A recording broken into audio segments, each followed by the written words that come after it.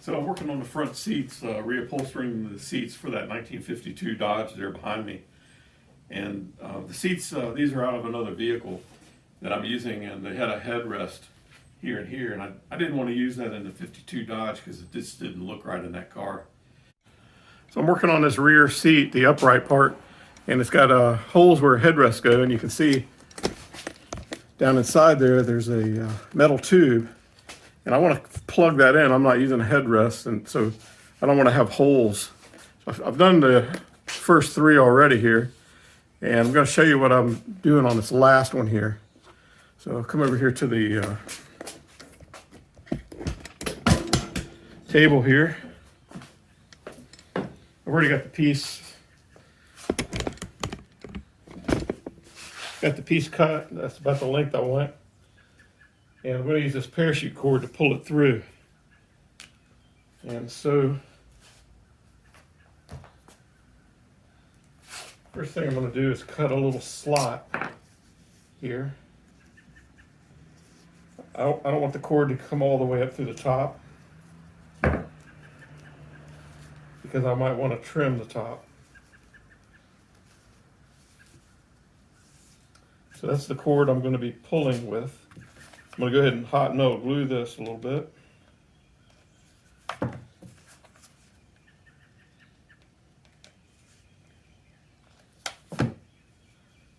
Fold that over.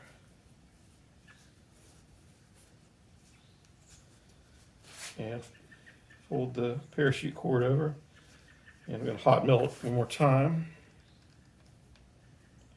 I'm going to be pulling hard on it, and I don't want it to come off. Although it's no big deal if it does, I can just redo it. So you can see I've got it cut at a taper here. I want the top piece to be wider than the bottom. So I'm going to go ahead and wind this up now, and I'm focusing on winding the bottom tighter than the top here. I'm letting it have a little more gap up there at the top. But the bottom here, I'm winding the phone pretty tight, because it needs to go down inside the steel tube, whereas this piece is just into the phone.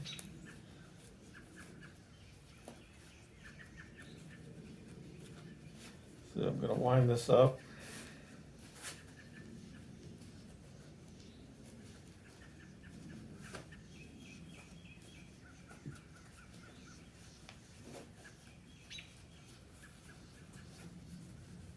And it's going to be sort of like a wedge shape. There you go. Now I'm going to take some thread, and I want to bind this bottom piece. It needs to go in the steel tube, and the best way I know to do that is bind it tightly down here to get its diameter tight.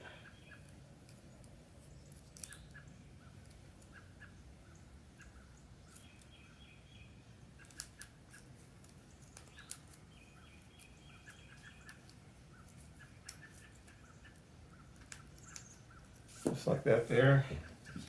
I don't need to tie the thread or anything.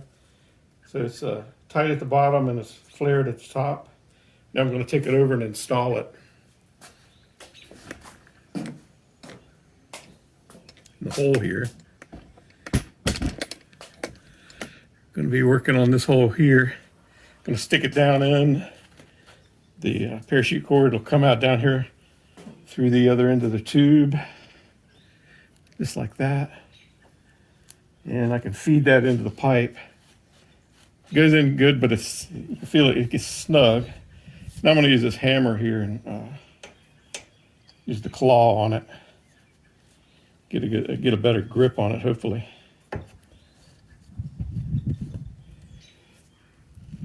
And I want to pull it down till it's just about flush. The most part, anyway. And now there's a little bit sticking up. I can take the scissors, go ahead and trim that flush. It's okay if a little sticks up.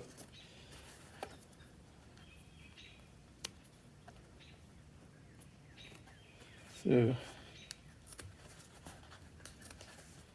There you go. Now I'm just going to tie this bottom piece off here. I don't want it to get hung or pull out or anything later after I get the covering on. So I'm going to tie this off down here.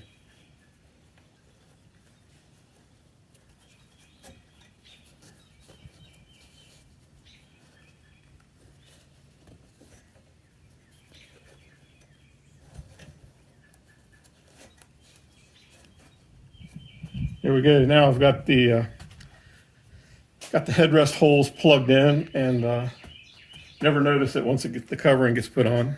And so I decided to try using this sew foam here. By trial and error, I figured out a length out and a width I would need, and so I cut some strips and I wrapped it into a cone shape where it was really tight at the bottom and flared out looser at the top. And I embedded a paracord into the center of the cone, and I used that as a draw cord or a pull cord, and so I could feed the cone down through the top here, through the steel tubing, and pull it tightly through that tubing. And as it got down near the bottom, it would fill the hole in the foam pretty snugly. And then I tied off the paracord to the seat frame so it can't come back up anymore. And I think that's a good solution for filling these holes in the foam. Once I put the seat cover over, you won't really ever know there was any holes there. And I think that'll be a good solution. But I don't do much seat upholstery. This is actually really the first seat I've ever upholstered. I've done it twice, this one seat. But it doesn't seem to be too bad. But if you have any suggestions on how you would fill the foam, I'd be really interested to hear how a professional might handle it.